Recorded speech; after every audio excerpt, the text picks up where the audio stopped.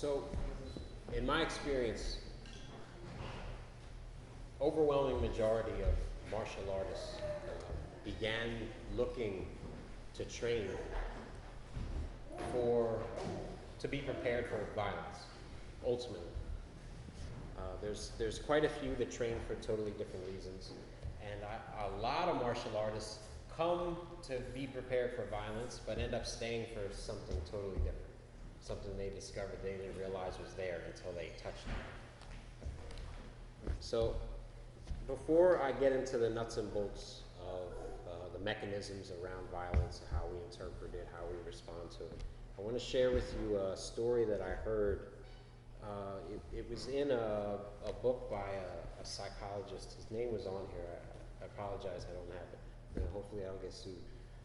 But it was an account from a young lady that he had worked with. And I've read the story so many times that I can remember the setting and the issues, but what I've done is I'm providing you with some of her words. So just to give you an idea, I'll explain the setting. In an airport at a layover, overnight layover, passengers are kind of forced to sleep where you can find it. And I've been in these airports where you're tired, you want to lay down, there's not a lot of places, people lay on their bags or whatever. And there's lighting everywhere in these places, so you typically find some place dark if you can. This young lady was traveling alone, and she decided she wanted something to eat. Right? And if you heard the story, please suspend disbelief, don't offer any spoilers. Okay? But she goes to a concession stand, gets a drink and some chips. And there's not a lot of places to sit, on tables. Like typically what most people do, one person sits at a table and there's 3 chairs, and then no one sits with them, they go and take their own table. So she's forced to sit with someone. So she chooses a man, and in her own words, seemed unassuming and non-threatening, and would accept her to sit down.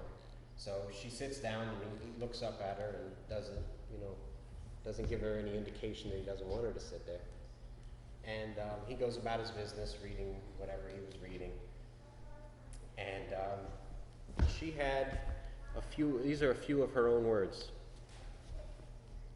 Right? So she didn't think she had a reason to be nervous, but she said she felt nervous anyway. Right? So then she ignores it, sits down, she drinks some of her drink, and her chips are on the table. She opens her chips and she starts to eat the chips. And the gentleman across from her looks up at her and makes eye contact, and sends her a real strong vibe. She describes it this way. Vaguely dangerous, he fixed his eyes on hers, violent like a predator. Right, those are her words. So she's creeped out, but not enough to leave. Right.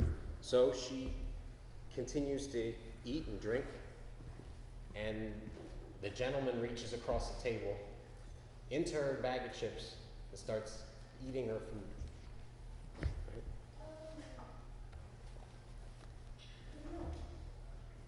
You guys can see that. So this was her inclination to run at this point. Very strange behavior, right? Nothing a stranger would typically do. Right. So I'm going to stop there. We're going to come back to this story. But what I want for a moment, just to ask you guys, so I give you the setting, some of her own words, and all of you guys, martial artists pretty much, save one or two, and you all have your own ideas about self-defense. So if I could pick on anybody, from a self-defense perspective, if you were in her shoes, what kind of things would be going through your mind? Any questions or observations, or if anyone could offer, what would be going through your mind? The distance between me and him, does he have a weapon? Sure. Okay. So physical strategy about your physical proximity. Anything else? Exit strategy. Exit strategy. Yeah, because she said she felt like she would flee. Anything else? Anything different?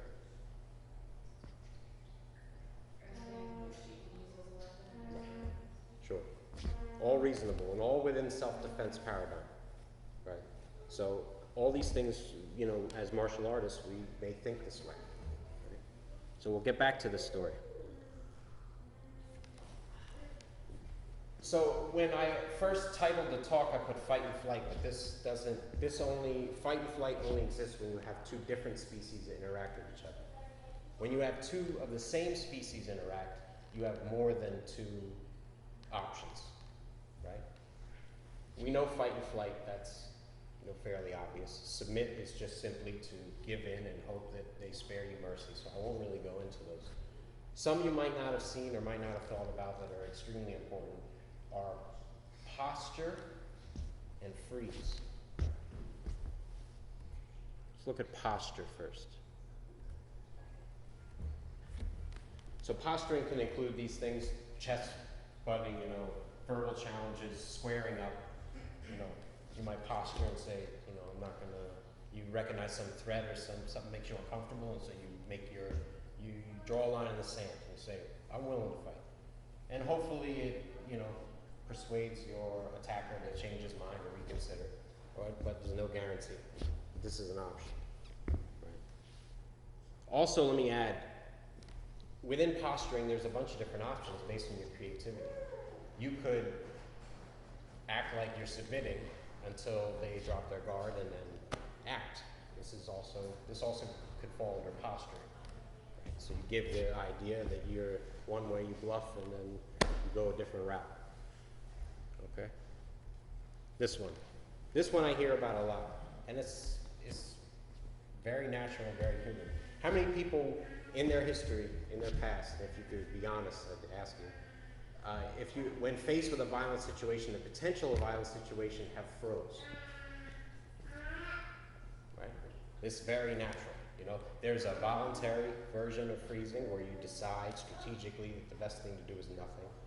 And then there's involuntary, where maybe your mind gets away from you, your imagination gets away from you, and in thinking of a possible problem outcome, you just get stuck. Right? Maybe legs get weak, shake. This is all natural. In my experience, I've froze and I've also gotten out of being stuck. And I'm sure there's other methods to do this, but for me it was the breath. The focus on the breath. Until everything loosened up again and I could think clearly. Okay? So just to share that, I know there's probably other methods. You familiar with this clip? Right? So this is an important aspect because a lot of martial artists have so many techniques in their box. Any one of them would work if you could just get over your emotions. If you could just have your emotions and your intent and your action align, pretty much any of those techniques will work. But the first guy to move forward in a balanced manner, 9 times out of 10 wins.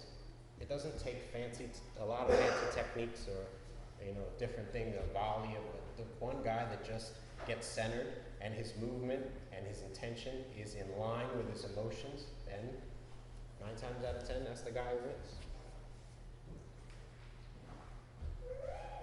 In the Kung Fu system, it's interesting. We have built in this experience that we have between partners, right? So within the Mogun, we all agree it's a safe place, right? So we know that our interaction with the other person is not going to result in serious injury or death. Of course, nothing's guaranteed, but you know that, you know, guys go in there every day and they walk out every day. So it's a safe environment. And with that in the back of your mind, you're able to explore things that normally, if they were to show up and there was no safety protocol, you might get real tense about, right? Which is natural. So what's beautiful about our Kung Fu system is that we are constantly looking to get the job done with the least amount of energy in a relaxed state.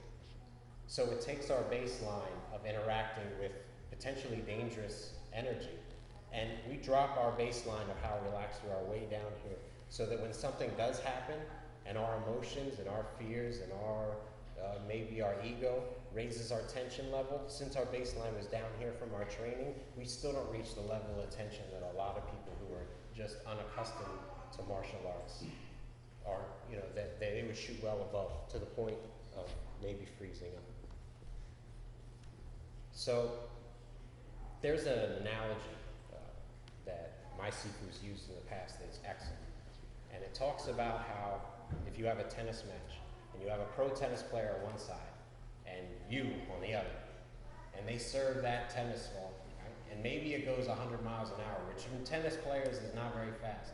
But to me, or to anybody who doesn't play tennis, that ball's like, you're just trying to get out of the way if you can even see it coming.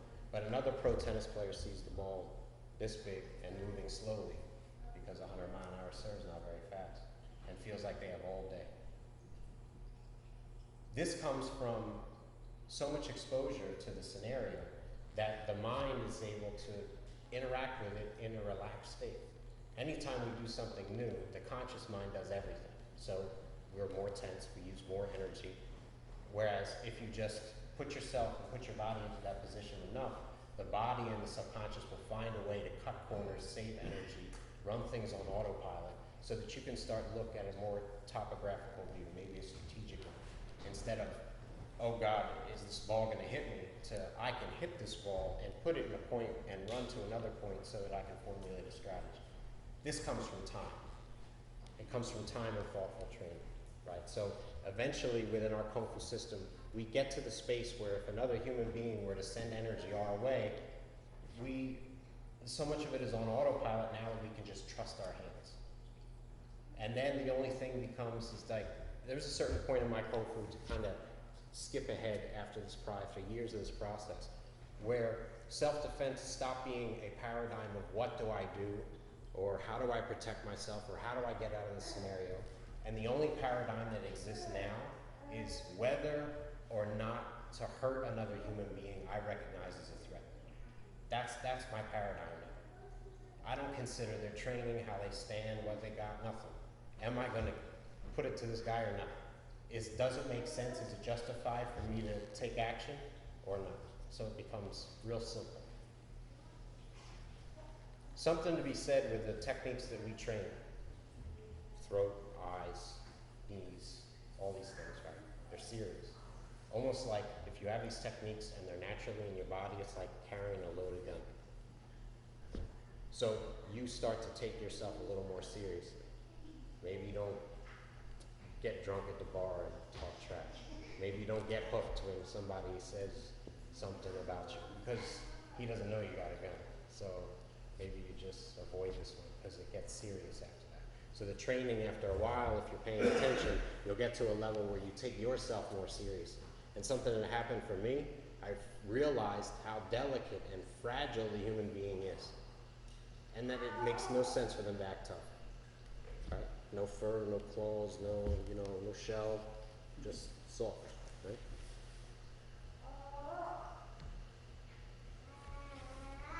So these ideas are part of a seed that my Sifu planted a long time ago. And a lot of these themes actually show up in his book, right? So emotional trauma and the survival mechanism. Brain is constantly looking for patterns to relate what is happening now with something in your past. Emotions are experienced in the body, and the body cannot distinguish between perceived threat, an actual threat, or a past upset. To explain this phenomena, all you have to do is think about something that happened to you that was traumatic in the past, and start thinking about the details of it, and you'll feel your body go through it as if it's happening right now. The mind can set this up, and the body knows no difference between it actually happening or not happening. And the reason why I bring this up, in acute PTSD, you see this played out, this natural mechanism, you see it played out in an exaggerated form. So a guy on a train who has, PTSD might hear a loud sound on the train and he really feels like he's being shot at. I mean, he really believes he's there. Drops under the seat and takes all precautions to deal with that situation, right? Because the experience is so ingrained in the subconscious that it's constantly hypersensitive to these things. I worked in the group home system for about 10 years, and I worked with kids from 13 to 18 who were violently and sexually abused beyond anything you see in stories or books or movies. And For 10 years, I worked on the floor with these kids, developed close relationships with them, and went through all types of crises with them, including suicide watch, all these other things, then assaulting one another, all types of stuff. And something that I witnessed this right in their eyes. To give an example, a child would have a past trauma, maybe from their uncle, let's just say. And if another child had a conflict with them, now that it's been years since they had interaction with their uncle, uncle's miles away, they know he's not there, they know he's not a threat, but gets in some type of interaction, some type of physical or threatening interaction with another kid, and their entire consciousness is back with their uncle.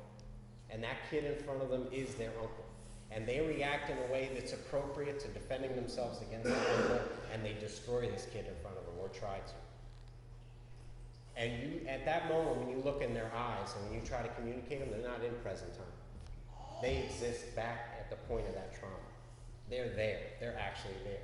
And until it passes, you know, they don't come back. And then what's interesting is when you're talking about adolescents and not adults, they don't necessarily put a whole bunch of story around it. They just speak raw and say, I just saw my uncle. And they'll tell you, I saw my uncle who beat me, all right? Or maybe a girl said, I saw this person who raped me, and that's how they reacted. If you take it in a microcosm, or if you just take it in that moment and take it out of context, it looks like this human being is absolutely the assailant. But from their perspective, they're the victim, and they're moving to try and survive, right?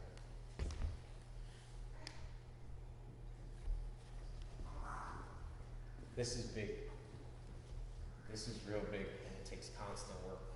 And it's something that I gotta work on every day in a lot of different areas. And this right here is what really gives us the ability to be appropriate moment to moment. In our training, there's examples all the way through it, starting from Paksa, right? So you're challenging Paksa, somebody may be punching in a rhythm, right? And if I could use, because I know there's a couple that don't train. I could use two guys right there. Can you show what Paksa does? Yeah, see, that's right.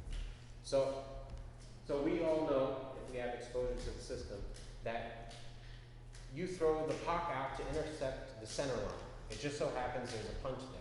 And immediately you have to relax in order to receive energy that tells you what the timing and possibly the energy of the next hand that's coming. That is a constant attempt to stay in present time consciousness. If the person talking gets into a rhythm and then the punch changes rhythm, all of a sudden that hand is inappropriate.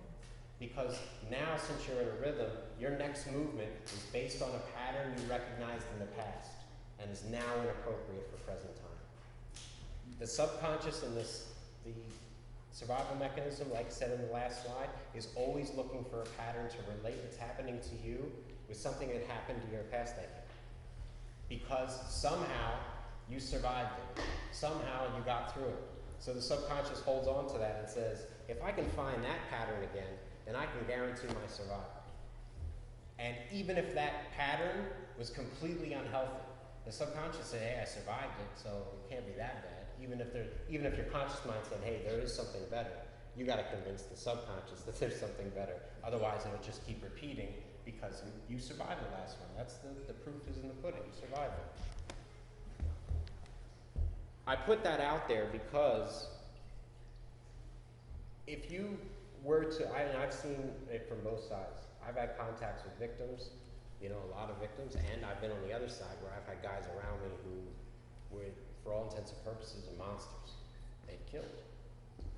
Right? A lot of them aren't around me anymore. They can't be locked up or dead. Okay? So, but when you talk to any of them in their situations, some way, somehow, the way that they look at it is they're the ones who are moving for survival. So self-defense actually becomes the root of the very assailant's action in the violence. Right? So, and the whole reason I'm going this direction has to do with Okay, so this month, and I'm not sure of the date, is 20 years in the Kung Fu family, right? When I came to the Kung Fu family, I was fighting like anybody else. I didn't think I was bad at it. I didn't think I was great at it either. But that's not really why I started training. I started training to figure out a way how to stop fighting because I wasn't getting nowhere, right? Now me, I was 16 years old, so I might not have admitted that to you then, but I know that's what was going on. When I met my Sifu, he was prison guard. But how is he able to still be compassionate, right, open, and willing to be vulnerable, even though he went there every single day? That's what I wanted. Because the little hang-ups that I had about bullshit fights was keeping a chip on my shoulder that was just getting me in trouble. So how was he able to walk around every day and still be compassionate, loving, vulnerable, right, nice? That's what I wanted. And I discovered some of the mechanisms in the Kung Fu system that really allow for that.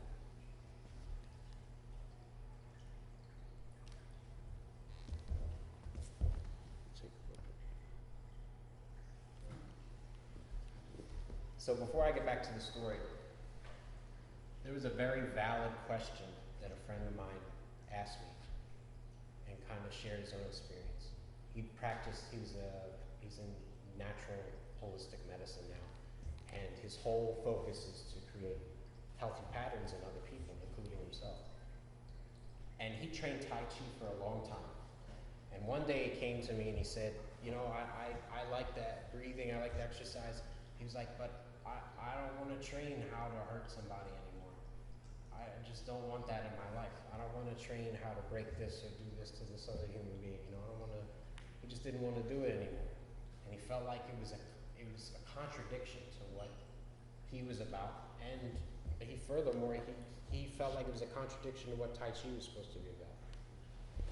And I thought it was a very valid point. And so how I explained to him, because and he looked at me like, you still train martial arts and everything is martial arts, and it's all these good things and family this and that, but at the end of the day, you're still training how to hurt another human being. How is this a good idea?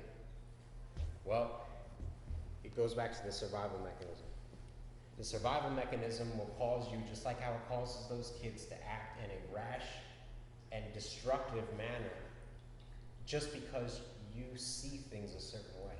A very normal human being, and if anybody, you can search in your own mind, what circumstance in your mind would it be reasonable to really hurt somebody, right? What circumstance as a civil human being, compassionate and all, that you can conceive of walking out of that door right now that would say, yeah, I would give it to somebody if this was happening? Maybe somebody getting beat up, jumped, maybe a woman getting beaten. Whatever you can imagine is something that says, it's, you know, training wheels are off, cuffs are off, go, right?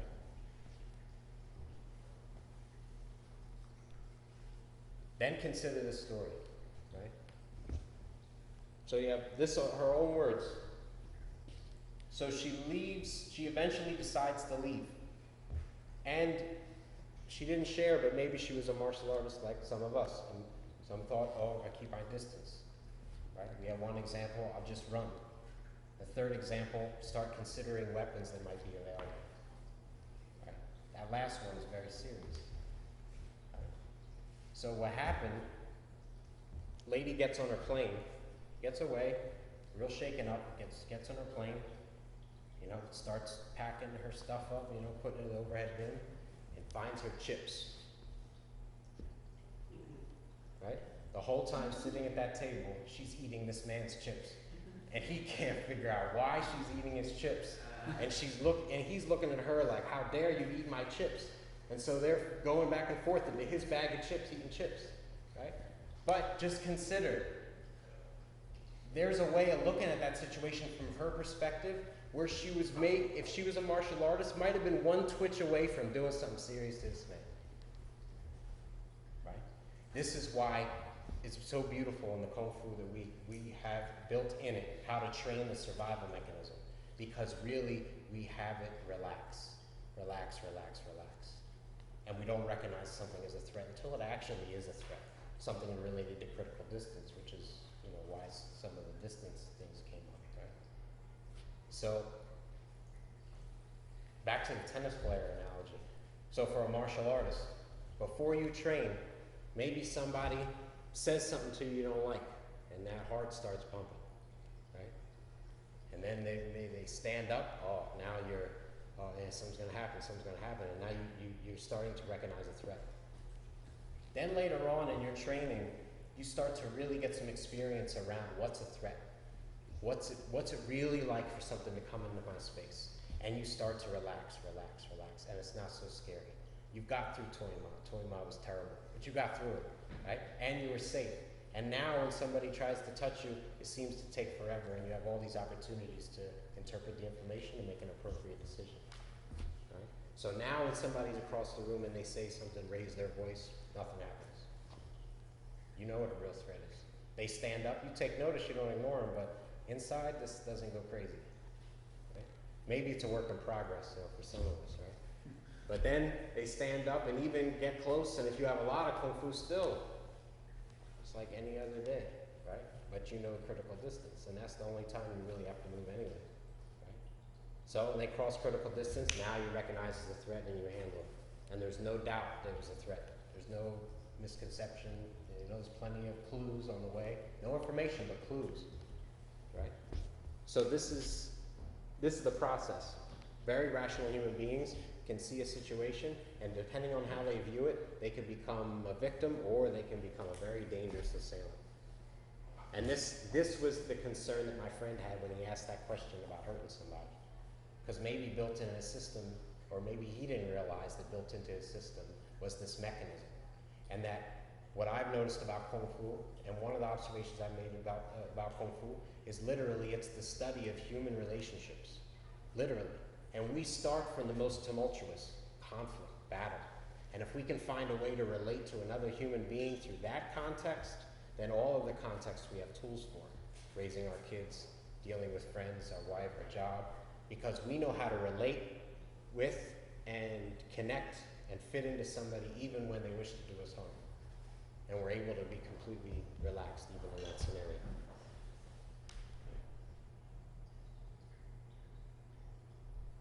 So that's essentially, right?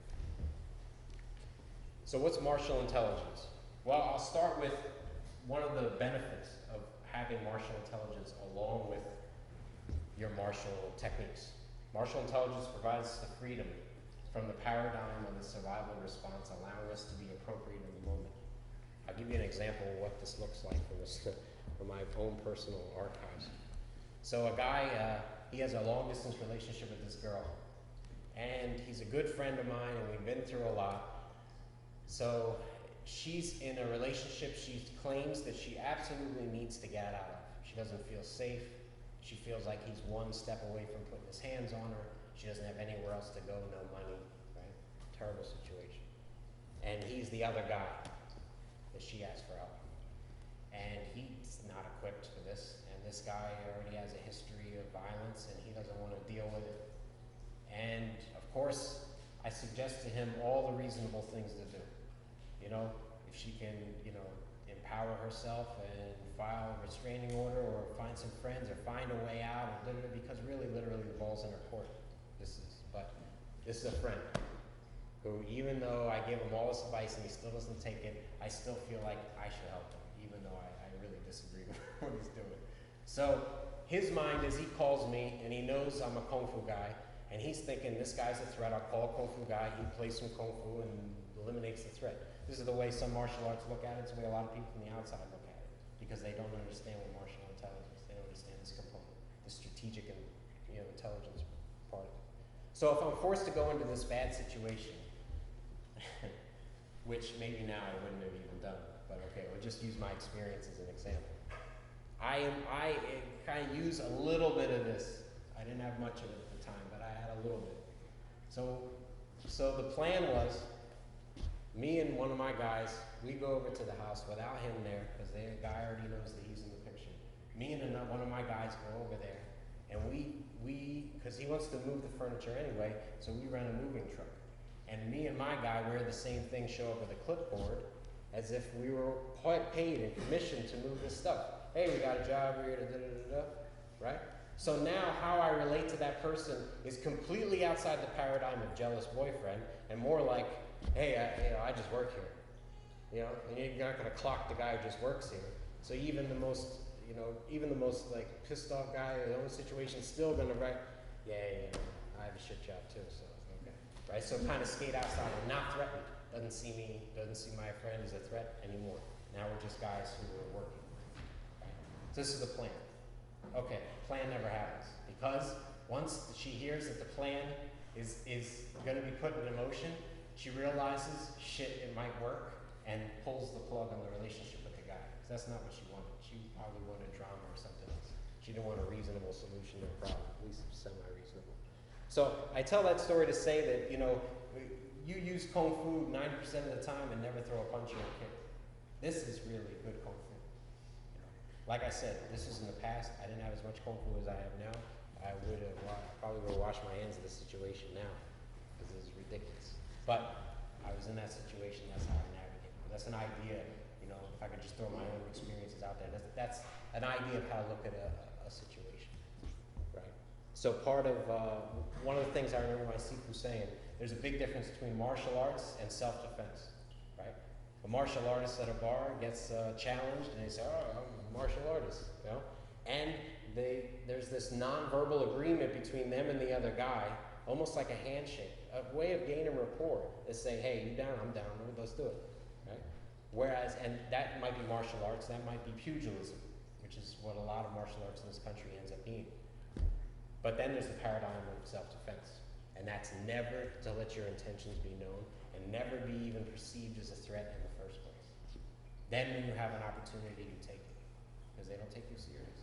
And that's self-defense. Big difference between pugilism, martial arts, and self-defense.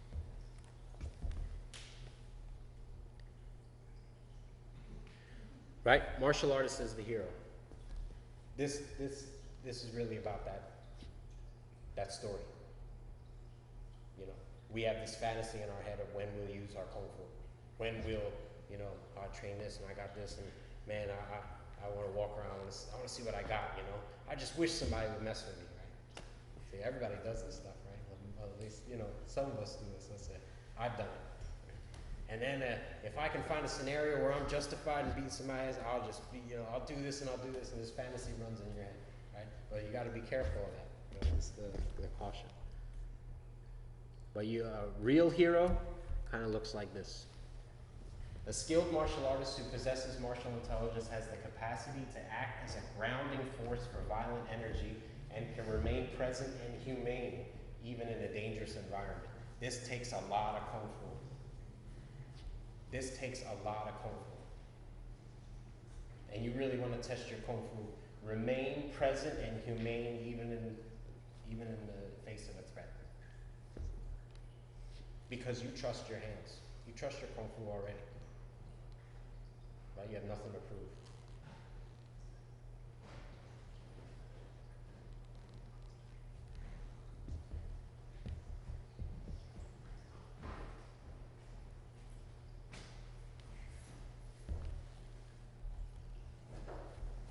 So,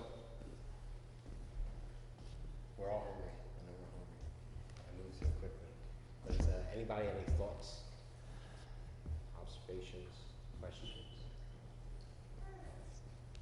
Sure. Yeah, just my word to the guy who taught Tai Chi. He said he doesn't want to hurt people anymore. Right.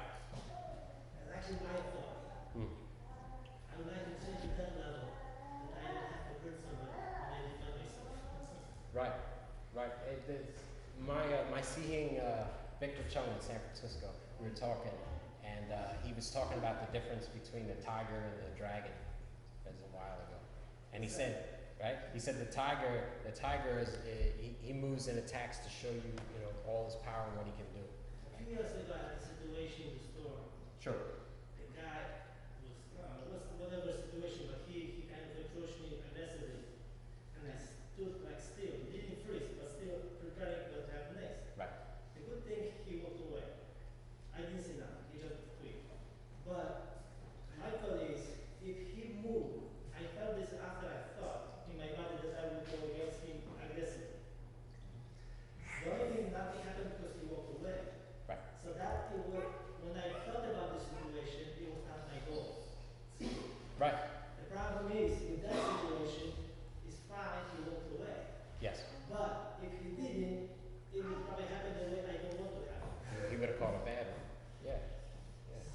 So you know, you start to realize that it might be a ticking time bomb walking around.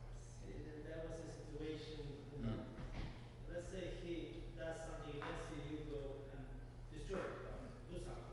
Mm-hmm. My next level of thinking is how to handle even if he does something not to destroy the person. Well, That's not Tai Chi, it's not Aikido.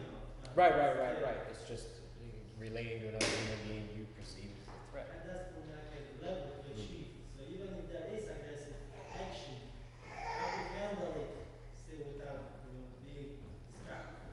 Yeah, and well, sometimes there's a time to go. Sometimes there's just a time to go, and this is why it's so important that I stress present time consciousness, right? To be appropriate and not be in your head relating to, right? So my concern was that I am not the first who makes the first aggressive move. That was my concern. Well, actually, there's some scenarios where actually the best thing to do is to move first, Yeah. and you could quite possibly even be. Yeah. Yeah, I mean, this is where strategic intelligence comes in, because since you're able to remain, you're able to remain calm, because you see these CCTV videos, and you'll see like the grainy black and white and something go on, and here's the assailant coming down the road, and then something happens, right? We're looking at it from the comfort of our own home, right? And we're looking at the scenario. And we're like Monday morning quarterbacks, and we say, oh, we should have done this and this. That's because you're looking at it from a space with the emotion removed, and you're able to think strategically and thoughtfully. Now, if that person can only access that under pressure, they'd have been fine. Right? And that's what we really dive into our training for, to have that type of awareness, to attain that level of martial intelligence. Because your past is going to filter everything you see if you let it, if you're not aware of it. And my best was fear. Sure. The only thing is, I was glad what happened that one that I didn't feel any fear. That was surprising. That's kind of, I think it's cool.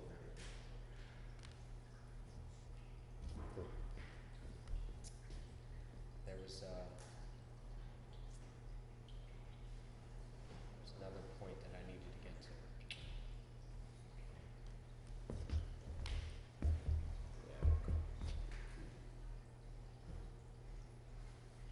So that's when I go back here.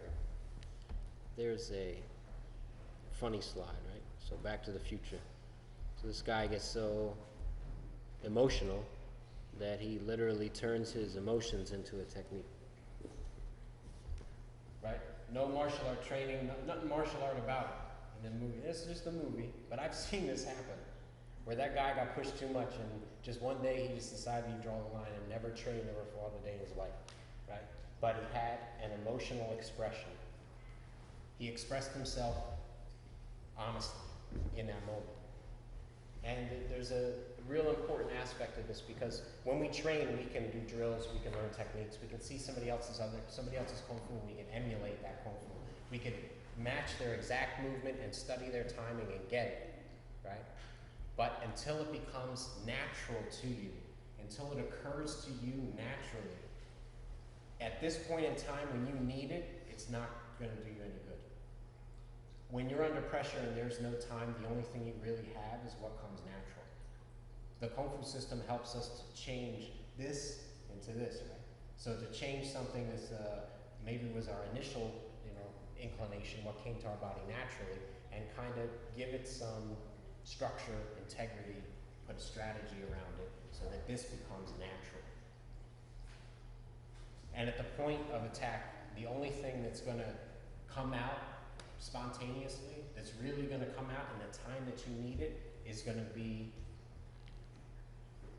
what comes natural to you.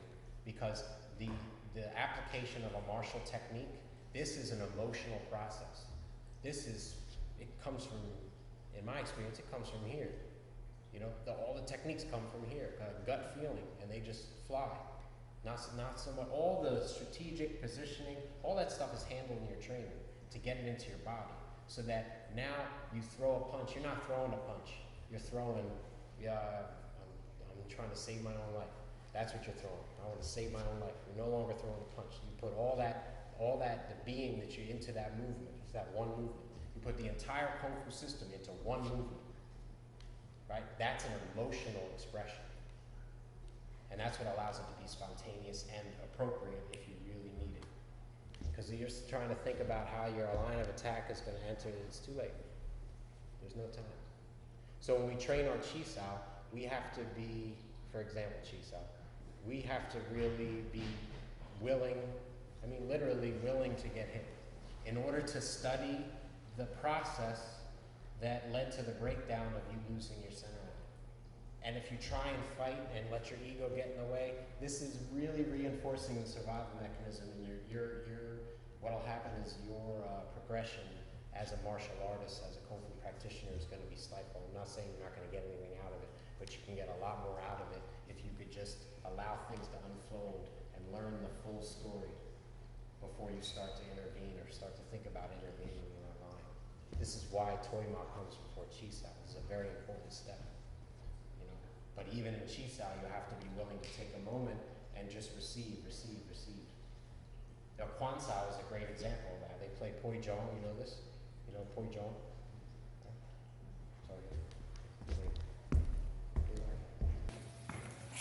So, and you know how Poi Jong works. So, he plays Poi Jong, right? And if I resist even a little bit, it'll lock me up and clearly get that line, right?